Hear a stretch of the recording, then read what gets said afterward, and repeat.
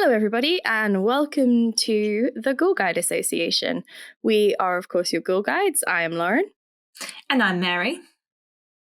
And today we are rounding out our Witch series with a little recommendations episode of things, because it's not going to just be text, things that we would recommend to anybody who wants to engage with the witchier side of pop culture.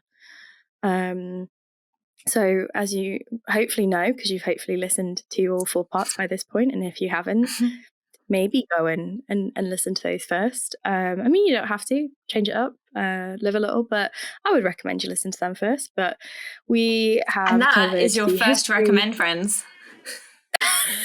Yeah, our first recommendation is our first recommendation. Our show, 4 episodes. Yeah. They're great. Go and listen to them now. Yeah, we're awesome. We covered the whole history, the entire history of Western witchcraft in its entirety. Just kidding. So go and listen to those. But we thought a nice way to round off before we move on to new topics, although I'm sure we'll talk about witches again in the future. It's just an inevitable foregone conclusion. We thought we'd recommend a couple of things that we have particularly enjoyed. Isn't that right, Mary? It is indeed, yeah. So I guess let's jump straight in. Dr. Mary Misgoing, what is your first witchy recommendation? Okay, so anyone that knows me, this probably won't be a surprise. I am going to recommend a book series, I guess a couple of books actually, and an author that I think if you're interested in witches, and also if you're interested in Essex witches, then you should absolutely have these. So the author is Syd Moore. She's an Essex author who writes a load of witchy books. Now I will link to some stuff in the description, but for those of you watching on YouTube, yes, I was going to get to that second, but well, actually, let's start with that. So, yeah, this is one of her first books. I think you recommended this in our general recommendance. Yeah.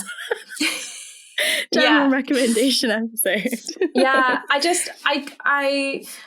I love this book, and I also really, Syd Moore is great, and I can't recommend her stuff enough. And also, this is a gorgeous new cover for an updated version, which I bought Lauren for her birthday, and they accidentally sent me 2. So, which is why twinsies. What a shame. If you're listening rather than watching, we're holding a new edition of Syd Moore's Witch Hunt from HarperCollins. It's got a very pretty green and red colour cover to it.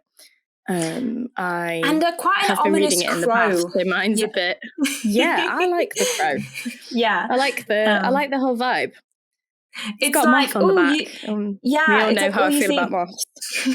You think it's like a nice quaint English kind of like countryside, but then there's something ominous and sinister lurking there. Yeah. So Witch Hunt, I think, is a perfect kind of like gateway into Syd Moore's works, especially if you are a big fan. Well, I say fan, but if you're interested in learning about the witch hunts and Matthew Hopkins. So often in Syd Moore's books, the protagonist is a kind of typical Essex girl, which I like that kind of stuff, being from Essex myself. And in this one, it is an Essex girl called Sadie who is researching the witch hunts, and then she finds more than she was expecting. Things get a little personal. I really don't want to get too much into it because it is a book that you can spoil, and also because Lauren, you probably haven't got to that bit yet with the twist. No, I'm. You can kind of tell how far through I am because you can tell which pages I've touched with wet bath hands. But absolutely, like if you're interested in the kind of witch hunts and you want a kind of modern story that also speaks to that, this is a great book. And there's lots of kind of feminist stuff in there. And it's just it's a really fun, enjoyable read. I think her works are really, really enjoyable to read.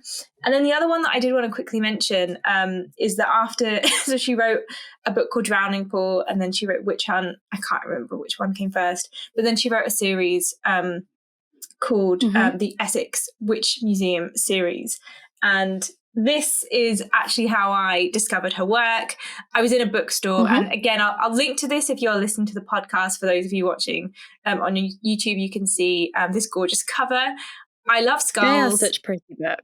It's such a pretty book. I'm really sad because the new books don't have this cover. They're not in this style anymore, and I love this cover. I also like the new style, but this cover is why I picked up this book. But it is, again, about an Essex girl called Rosie Strange, who inherits a witch museum from her grandfather. And she is a skeptic. She is, not interested in the paranormal, in witches, any of that kind of stuff. Her grandfather really was. And she now owns this museum.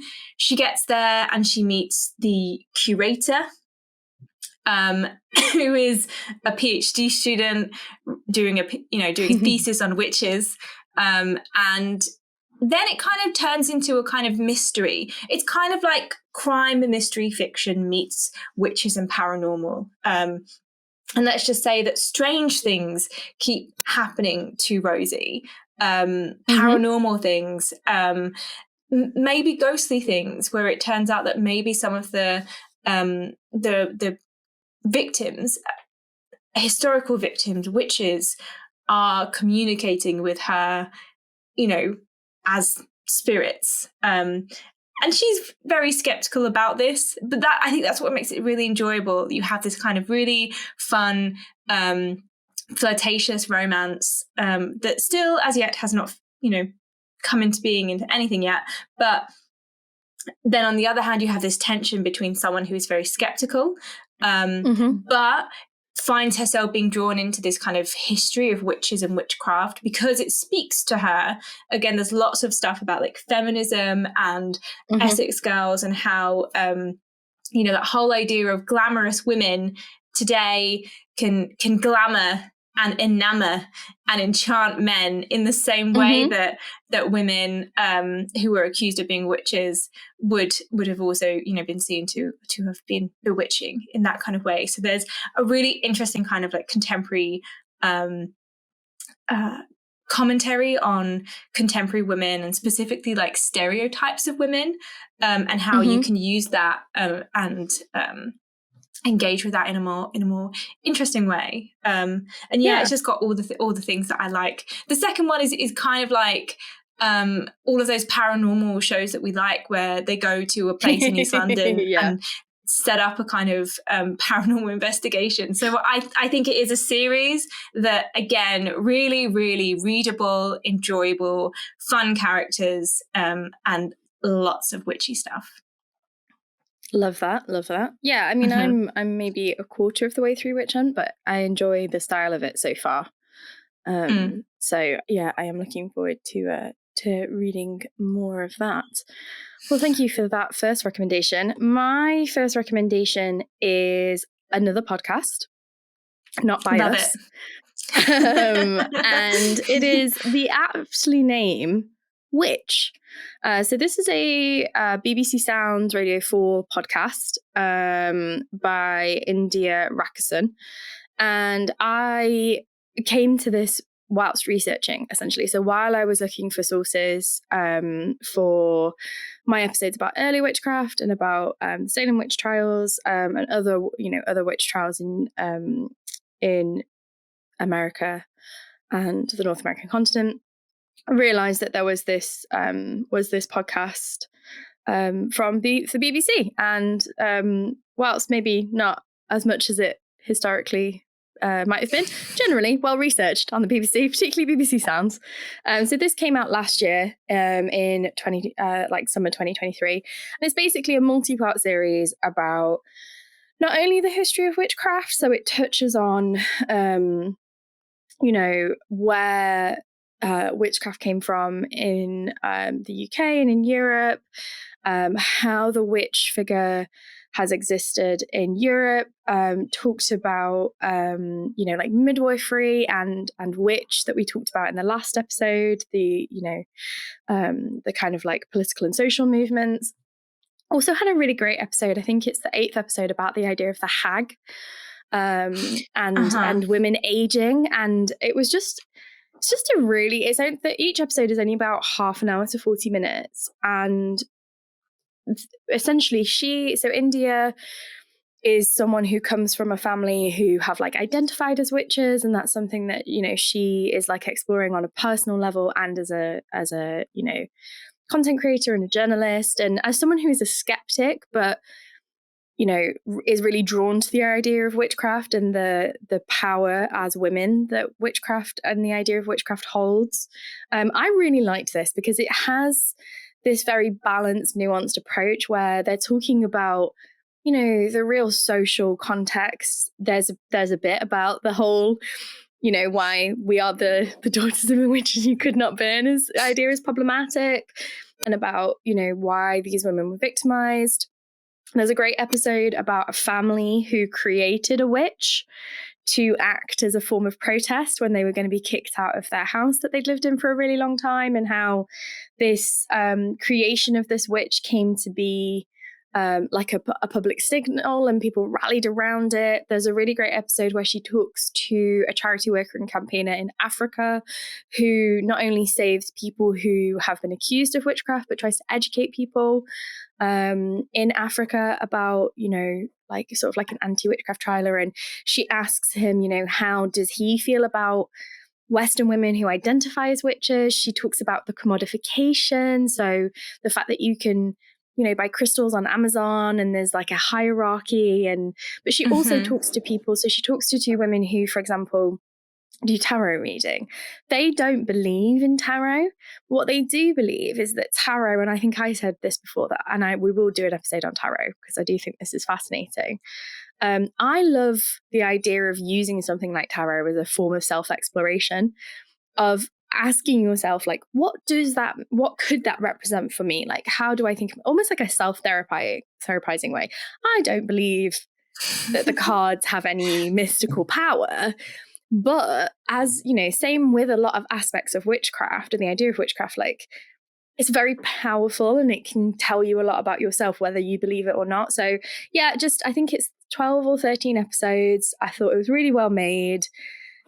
Lots of different perspectives, all very sensitively done and thought about. And as a skeptic listening to it, I also think if you were a believer, if you are a witch, if you are a pagan, I think you would also enjoy it. So that is my recommendation. I found it really easy listening. I listened to it while I was doing my sewing projects as a bit of research. So I have just learned how to machine sew after hand stitching things for years because I could not be trusted with a sewing machine.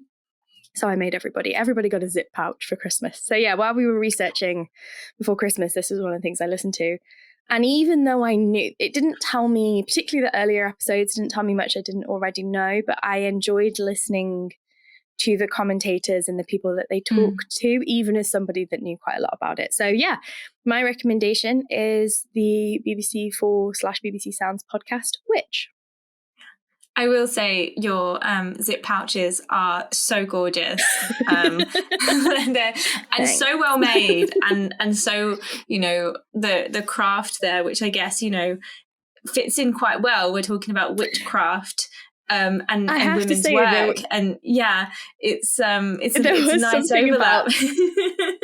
About thinking about the history of witchcraft while I was learning a craft, that both my grandmothers were like so I have one of my grandmother's sewing machines and my other grandmother's sewing kit, and I did have this moment where I was like, neither of them taught me how to do this, but I'm like somehow regaining this lost knowledge. And they were talking about like the loss of women's health knowledge because of like midwives being killed and stuff, and I was like, oh my god.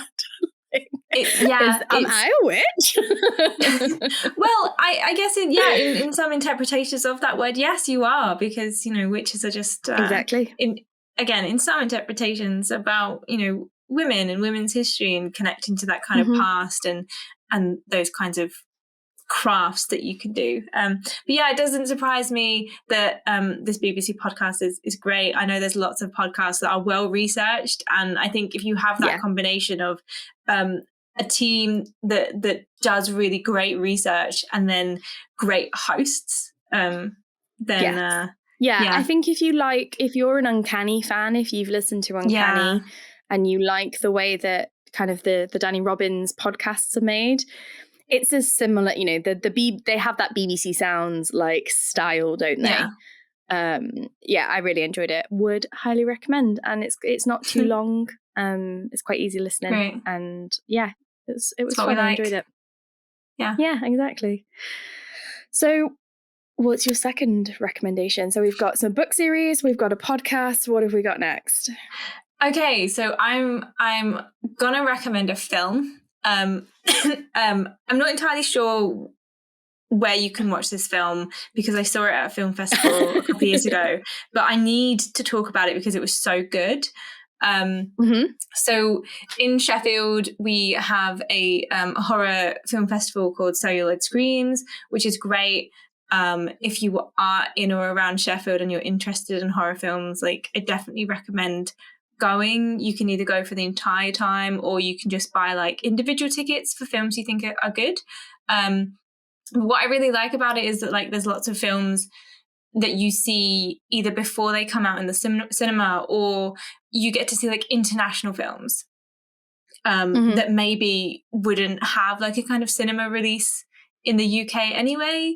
A lot of films do end up on Shudder. So if you know, if you subscribe to Shudder, sometimes like they end up there, or sometimes they end up on different streaming things, or you can buy them or purchase them. But anyway, this film is called Mal de Ojo, or Evil Eye.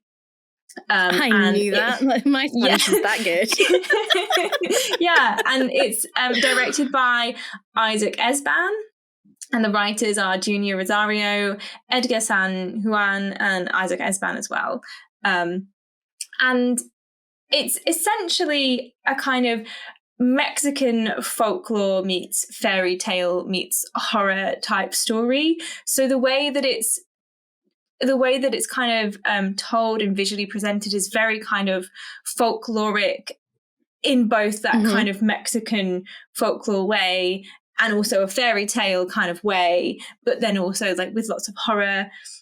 It focuses on, so there is a kind of earlier kind of opening sequence, which is about two twins and a witch or a bruja, as they're called in Mexico. But the main kind of narrative focuses on Nala, who is a 13-year-old city girl. And she has a little sister who has a mysterious illness, and their family travel to the countryside to her grandmother's house. It's her maternal grandmother's house, to find a cure. And I don't want to say too much more about this because there is a great twist in this film that I don't want to get away. Like, I don't want to reveal anything. But the bruja that you kind of meet in that opening sequence with the twins, you do find out more about that kind of opening narrative. And it's also just visually really interesting in that it uses a lot of kind of prosthetics and practical effects really, really well. So rather than focusing on, CGI or I guess now AI kind of stuff, you have a lot of really great body horror that is around women. So you have, this is a kind of a spoiler, but there is a kind of, you do see a naked witch in the film or a naked bruja. And it's all done with kind of practical and physical effects. But yeah, it's all very much about a lot of what we've been talking about, that kind of relationship between women and generations. But there's also something a little bit sinister there about that, the importance of youth, the importance of being well, the importance of power, but from a very kind of female perspective. So yeah, like Mal de Ojo, or Evil Eye, you know, if you can see it anywhere, I think it's great. It looks. Yeah. I've just had a quick look. It looks like it's on Amazon Prime, but it might only be in the US, so you might need a VPN.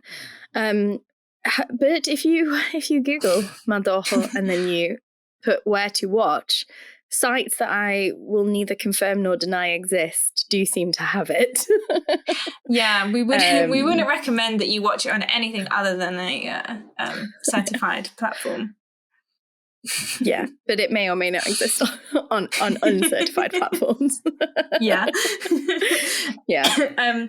So yeah, that's a great film. And just because I think quite a lot of what we talked about is very much kind of Western, and I think there is lots and lots of Mexican horror and also South American horror that deals with witches and bruja. And there's quite a lot that I could recommend, but I really love this film so much that well, I toyed with recommending The Sound of Noise by Sylvia Moreno Garcia, who is a Canadian Mexican author. She wrote Mexican Gothic, The Daughter of Dr. Moreau, a wonderful young adult novel called Gods of Jade and Shadow, which is her first novel. I would highly, highly recommend that.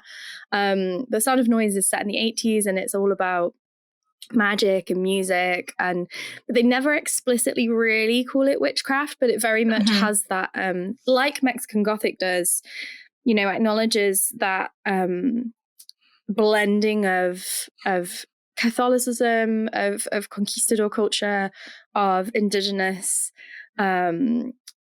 Mexican and South American and pre and post Columbian you know, traditions and cultures all coming together to create a certain type of magic, but it didn't quite fit. So I kind of hesitated to recommend it. But if you watch that film and then you like how particularly Mexican literature and Mexican pop culture employs this idea of magic, particularly in like folklore or like the idea of the bruja, which is kind of like a combination of ideas of Spanish witchcraft and like South American indigenous cultures. Yeah, maybe check out some Sylvia Moreno Garcia if you like that movie as well. Is it one I could watch, or is it one where you need to tell me the plot? It might be one where I need to tell you the plot.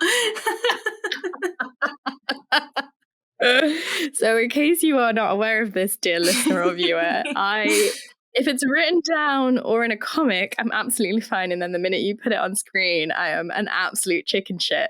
So what we usually do is Mary goes to see horror films and then she tells me the plots, like she story tells to me. So Mary goes to horror festivals and then she's like, so this film and this is what happened.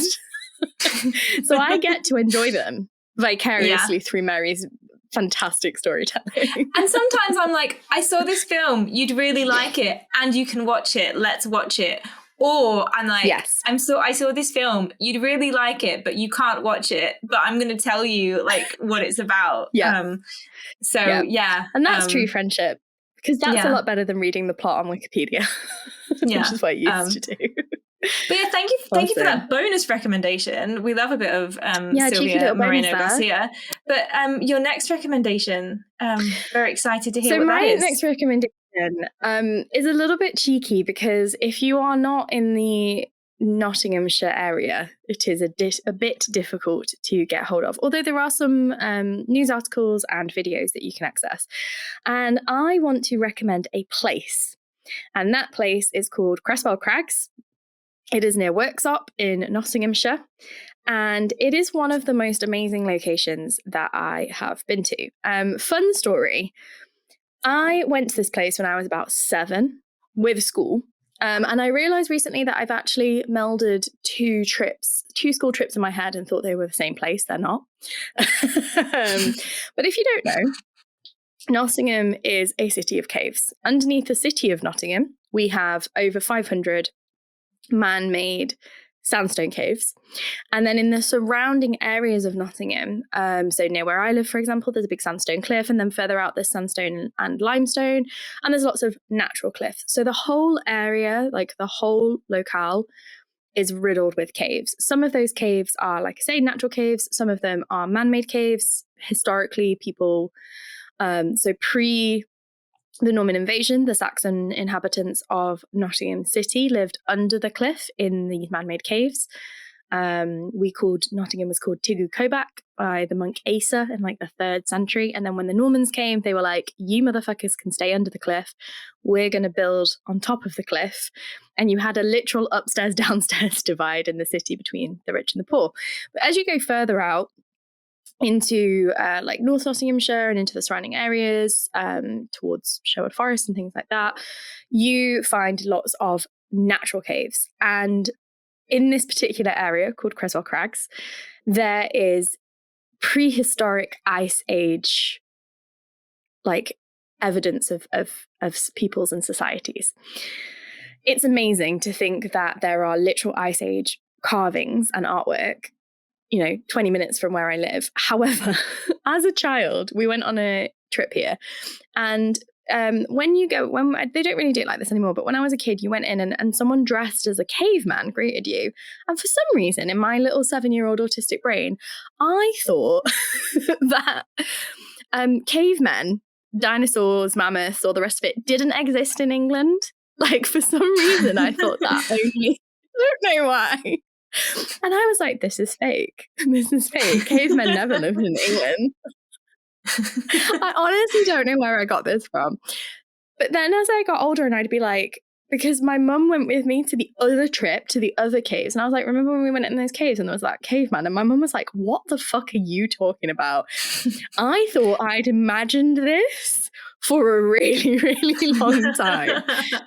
So just in terms of like the way that our imaginations become Gothic, I thought that I had some weird dream where I went to a cave with my school and there was an Ice Age man who was like, I'm from prehistory. And I was like, sounds fake, but fine.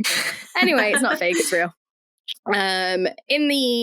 So this area used to be very remote. It was a little hamlet, belonged to the Duke of, I think it was Newcastle or Portsmouth, I can't remember, but whoever it was that lived on the Welbeck estate. I always get confused because we have like the Duke and Duchess of Newcastle. The Nottingham Castle was their ducal palace. But anyway, it was this little hamlet. The Duke decided in the early 19th century he didn't want it anymore. It was a bit useless, got rid of it. And then when the Industrial Revolution hit, they repopulated this area as a mining area. And when they repopulated it and they were scouting for the mines, they basically discovered a shit ton of caves with a shit ton of stuff in it. And those tricksy Victorians loved a bit of archaeology, didn't they? Loved it. Realized that there were probably we were starting to believe in, this is where things were starting to be discovered, lots of Egyptology and evolution. This is where people were pranking each other with fake giants. We'll talk about that one day. Yeah. When you say love archaeology, you mean love stealing shit and making stuff up, as well as stealing shit and pranking people. Just absolute crimes, committing absolute crimes against the rest of humanity. Jokers. Yeah. Real sport, rich people. Anyway, they discovered all this Ice Age stuff in these caves. They excavated them and they discovered hand axes, like carving, like they're amazing. So for the last, 100 years, we've known that these caves were inhabited, like, prehistorically from the Ice Age people. They become a really important archaeological site. In 2018, sorry, this is a bit of a long-winded story, but it's all relevant to really understand why it's getting there, yeah. Yeah. So in 2018, a group of people, basically a society that is interested in subterranean living, like anything to do with human beings going underground, whether it be railway tunnels or cave living, right? Could not be us. They're interested in it. Anyway, these people came, they were on a conference and they went to Creswell Crags as their trip. And 2 people in that group were experts, not experts. It's Easter Sunday. They were experts. They were experts on something that we colloquially, God, I cannot speak, that we colloquially call witch marks. Now, witch marks are not actually marks of witches. So when you hear witch mark, you kind of think like oh, you know, like signs of the devil and things like that. No, they're actually, now let me get this right because I, you know, do not speak Greek or ancient Greek. They are apotropaic marks. I love it comes from the apotropaics. ancient Greek. Yes. Yes. So it comes from the ancient Greek. Oh my gosh, I can't even say it myself. Apotropaic. I say this so often. Yeah. Why am I stumbling over it? But apotropaics. I can't say it now. Yes. I'm really embarrassed now because I can't say the word, and I normally say it so often because I kind of come across it with my work on vampires. Exactly. When Lauren explains what they are, you will understand why. Yeah. So if you remember back in our first Witch episode, we talked about curse tablets and the use of carving something into stone to lay a curse. Apotropaic marks are basically the thing that you used to combat that. So going right back to ancient Greece, but then particularly picks up in Christian cultures, apotropaic marks would usually be on entryways, and you would carve them, you know, around the entry to a church, to a home, to a stable, to keep evil out. So this is where you'll see like the crossed, the double V that looks like a W, which if you're watching, I'm doing it, but if not, you can search it. You see like the daisy marks quite often, which is the kind of like it's a circle and it has a sort of geometric shape inside. You have representations of it's often the cross, Jesus's initials, or you'll see like R, M, Regina Maria, or, you know, some kind of, you get P and then the double V's a lot for like, I think it's Puella, but basically Latin for like a maiden. So these marks are found in lots of places, and lots of places that have associated stories of demons or witches. So for example, one of the places what we thought before 2018 had the highest concentration of these marks is Wookey Hole. And Wookey Hole is, again, a series of caves. It has, I think it's in Cheddar Gorge, it has a whole history, the Witch of Wookey Hole. Anyway, these two people were specialists in these witch marks, as they call them, these apotropaic marks. They came to Cresswell Crags and they were like, do you realise you have hundreds of these marks? We have never seen so many of them. And because the focus has always been on the Ice Age at Cresswell Crags, they were like, or the Victorian excavation of the Ice Age caves, they were like, oh, we just thought it was, because there is other graffiti. Like you can see graffiti from like, you know, centuries of graffiti. But these are very, very specific markings. And essentially, they were like, oh, okay. So they came back. A guy called Ronald Hutton has also been. I think we have actually mentioned Ronald Hutton. He is a preeminent scholar in witchcraft. He is from the University of Bristol. I actually spotted his book in the gift shop, and I was like, I've been hanging my nose over that for a while, so I bought it. But they essentially came and they realized that in these caves, there are hundreds of them. And there's one particular cave that in pre-Victorian would have had a higher floor. And they wonder if maybe there was a hole in the middle or something, because in this circular cave, the whole thing, all the way around, is just riddled with these markings. They've also found in one of the caves where there is a Ice Age carving of what is actually a deer, but it kind of looks like an ibex or a mountain goat. They've carved the witch marks around it. And it's like that speculation that maybe they thought that was the sign of the devil because it's a goat. The thing is, they don't know. They have absolutely no idea. And it's like, what? Are they trying to keep something out? Are they trying to keep something in? Did they put something in there? What did they think there was something in there? Like, there's so many questions around, like, what they are trying to do with the mark and what. Because the thing is, if the mark is there, it's to do with its relationship with something else. And what is that something else? And these caves are pitch black. You would have had torchlight. So it might be that they didn't realize that there were so many, but people, like there's lots in different handwritings as well. Some of them you can tell have all been done roughly the same time by the same person. There's two dates in there, 1505 and 1717, which my, military nationalist historian brain was like, two changes of monarchy, the shift to the Stuart dynasty and the Hanoverian dynasty. People tend to we've talked about this before, people freak out when you have dynastic changes.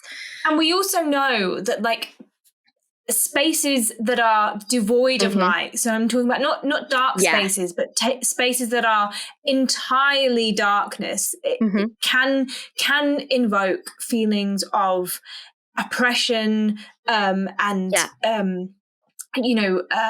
ill ease, and can cause you to feel really in discomfort. And we also know that humans react to vibrations as well. So if there's any kind of thing happening that maybe is kind of I'm not talking about echoes, but that like on a level that we can't physically hear, but our body is still comprehending, that can also invoke feelings of, unease and being afraid. So if you have this space, and then you also couple that with, cultural and societal unrest, like, sure, you would go into this cave and be like, what the hell is this? Yeah.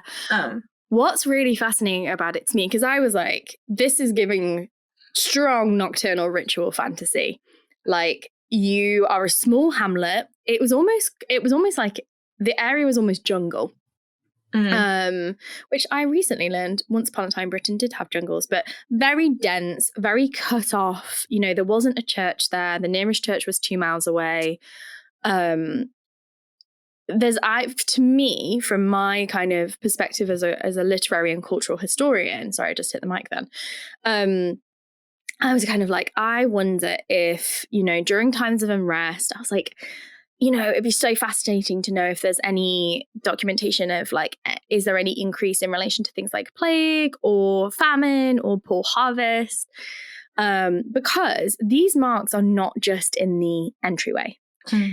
And to go into the cave, deep into this pitch black cave that is cold, that is wet, it's full of cave spiders, that has these strange ancient markings of animals. It could be a teenage rite of passage or a dare, but there are so many of them for a small hamlet. I suspect my interpretation would be, and I kind of was saying this to the guide, I was like, is there, like, because I was really fascinated, I was like, is there anything correlating to these dates? I kind of wonder if it like nocturnal ritual fantasy, you're a small hamlet. The nearest church, the nearest clergyman is 2 miles away. There's strange noises in the night. Things are scary and change is happening. You've got these caves that are weird and ancient and uncanny and sublime. It's a sublime landscape, which is so incredibly Gothic. Is it that not only are you trying to... I think it's trying to stop something from... I think they probably thought something lived in those caves. It reminded me of Castleton, where people thought that like there was a demon living inside. And I wonder if the reason that round cave has so many in is because they thought that there was some kind of evil, some kind of supernatural evil that lived in there, and they're trying to kind of like trap it inside. But honestly, if you are interested, it's a little bit misleading because like witch mark would suggest witches, although there is a cave that there's like a spot that they call Mother Grundy's. Mother Grundy is quite a classic kind of witch name. Grund, a lot of people suspect it comes from like ground or underground, and Mother Grundy, Mother Gothel, Mother Hubbard, all of those types of like fairy tale and folklore names. But the interesting thing is that basically because the Duke got rid of it and then it was revived in the Industrial Revolution, apart from one story in a newspaper from the late 1800s, all of the local folklore and knowledge is gone, because you're dealing with a largely illiterate interior hamlet society that didn't have much dealing with the local community. So why they were doing it is like lost. So it's a bit of a mystery as well. So if like us, you're a fan of a bit of a mystery of the cultural impulse to believe in the supernatural or to believe in something, it could be that they thought a witch lived in there. because that's one of the reasons they're called witch marks, was to keep witches away. And if the earliest date is 1505, then we are talking about this same, they could be earlier, but if we know they're doing them in 1505, who's on the throne? James I. What did James I love? Killing witches. Killing witches and looking at pretty boys. They were his two favorite hobbies. So yeah, my recommendation, I've already told Mary I'm taking her. I bought us both a magnet with a witch mark on it, and then forgot to give it to you when I saw you 2 days ago. So you've got that to look forward to. But yeah, my recommendation is Creswell Crags, because I think it is just a physical representation of everything we've been talking about over the last 4 episodes about why witchcraft and the supernatural is such a cultural phenomenon, and how the Gothic in our cultural history comes to light. It's just a brilliant, brilliant place. And you can also then, between April and October, you can't go in between October and March because bats live in the cave. But you can also go and see Ice Age stuff. Day out. It's just a very Gothic most day out. Gothic. Yeah. I was in my element. Honestly, I was like skipping along. I was like, oh my God, witches, bats, supernatural markings, sublime landscapes. I was like, I'll live here. I honestly nearly went back to the gift shop and was like, would you like a partner? Do you have an academic? Does anyone live in these caves? Amazing. And would you like a resident cave dweller? I mean, my mum always used to call me a troglodyte growing up, and that was because my room was messy. But I used to be like, well, actually, Mum, because we're from Nottingham, that means we are troglodytes, because troglodyte means cave dweller, and she did not like that. No. But yeah, that is and beautifully, you've made an Essex recommendation, and I've made a Nottingham recommendation. Love it. Love that for us. We're so on brand. Very predictable. Yeah, and clearly Essex and Nottingham, great places to visit for witch stuff. Exactly. Yeah. Ghoul Guide stamp of approval. Yeah. So yeah, that is my recommendation. I was just really blown away, and I was also like, you dumb idiot, why did you not come here before? But I thought it was fake for at least 20 years. But you've been now, so that's I've been the most now. important thing. Yeah. And if you buy a ticket for one of the tours, you then get like a year pass to that tour. So when I take Mary, I can go for free. Oh, banging. Love it. You are coming. I'm excited on this tour, I hope you know. I'm excited to go already. How like deep are the caves? You go into caves? They're not very deep at all. Like, okay. I am also very claustrophobic. But then, so what I like to call Nottingham caves, I worked in the caves in the city centre. And the great thing about them is they were built to live in. Yeah. So they're people-sized. But no, there's one bit where a lot of the markings are where you have to like duck down. But at no point did I feel any sort of, there was one moment where I was like, what if we turned around and we saw that thing from The Descent? But it's not Descent levels. There's no spelunking involved. There's just some ducking. Good to know. Some light ducking. It is cold down there though. Like if you're gonna go, wear good shoes and bring a fleece. Yeah. Bring a fleece. But it's just an absolutely beautiful landscape as well. Like it is really one of those where you look out at it and you're like, this is why people believed in the divine. Like this is why people wrote romantic literature. This is why people, if they heard a sound in this landscape, might think it was some kind of supernatural being. It is one of those places where you're like, wow, this is where you should bring students to teach them about what sublimity is. Amazing. Well, I mean, you can't get any more like of a Lauren recommendation than that. Like that's up there with like, Gormenghast. That and Gormenghast. Yeah. Okay. Well, yeah, they are our main 4 recommendations. A couple that I wanted to throw out there in addition were, if you haven't read Madeline Miller's Circe yet, it seemed a bit redundant to recommend that considering it's won multiple awards. But I really loved Circe, and of course we mentioned Circe in the first episode. And I also wanted to recommend I think it's 2014 Old Vic production of The Crucible with Richard Armitage in. It's very intense. The way that they staged it is amazing. The Old Vic is like the square sort of like round style. When I say round style theatre, I mean like when the stage is in the middle, but I think it's square. It's super powerful, and you kind of forget when you're watching it that it's actually a play about Salem that is an allegory for McCarthyism. Like, it feels very much like you're watching Salem go down. It's a bit harrowing, which is why I didn't necessarily want to recommend it, because I wouldn't say, oh, you know, watch this if you like some witchy fun. But in terms of productions that I think really capture the cruelty and the power structures that spurred the witch trials, that version of The Crucible is amazing. And it was specifically set up like that night that they filmed it, like it's very well shot.